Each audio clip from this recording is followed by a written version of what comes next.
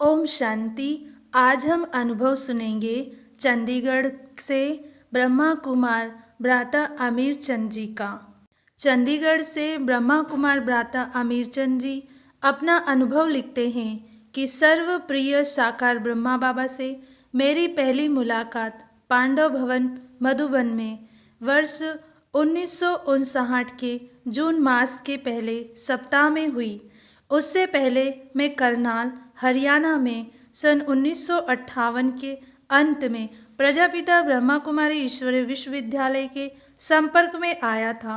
मुझे वहाँ की शिक्षाओं को समझकर तथा उन्हें अपने व्यवहारिक जीवन में अपनाकर यह दृढ़ निश्चय हो गया था कि यह ज्ञान स्वयं निराकार ज्योतिस्वरूप परमात्मा शिव साकार प्रजापिता ब्रह्मा के तन का आधार लेकर इस नरकमय सृष्टि को पुनः श्रेष्ठाचारी तथा सतयुगी बनाने के लिए दे रहे हैं।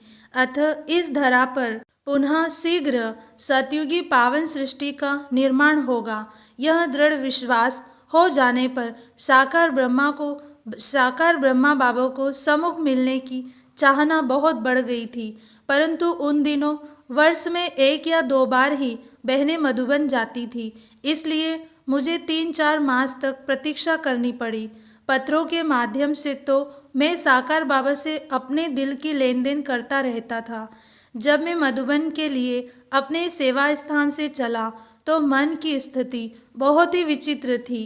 यात्रा के दौरान यही तड़प थी कि कब वह सुहावनी घड़ी आए जब मैं बाबा के सन्मुख पहुंचूं।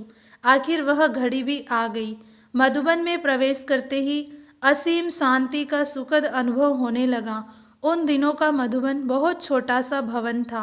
स्नान आदि करके हम सभी प्यारे बाबा के कमरे की ओर बढ़े। कमरे में प्रवेश करते ही हमने देखा कि बाबा 2-3 भाई बहनों से मुलाकात कर रहे थे। स्नेह का सागर उमड़ रहा था।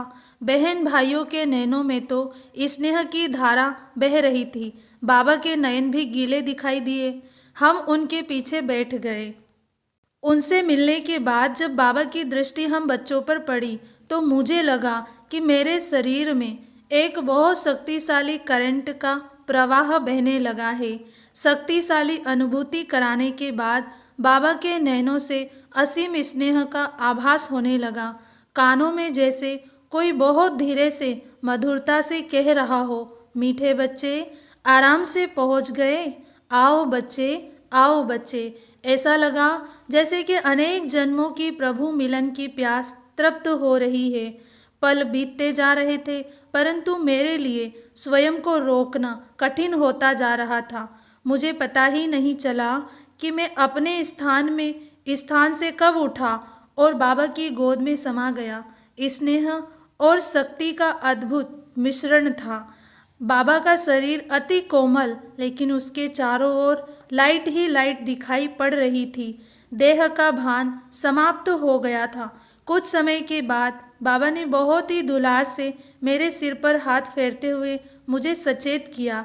नयन गीले, शरीर हल्का, आत्मा आत्मविश्वास रूपी शक्ति से ओतप्रोत थी। पहली बार मुझे 6-7 दिन बाबा के संग मधुबन में रहने का सुअवसर मिला। बहुत ही छोटा परिवार था।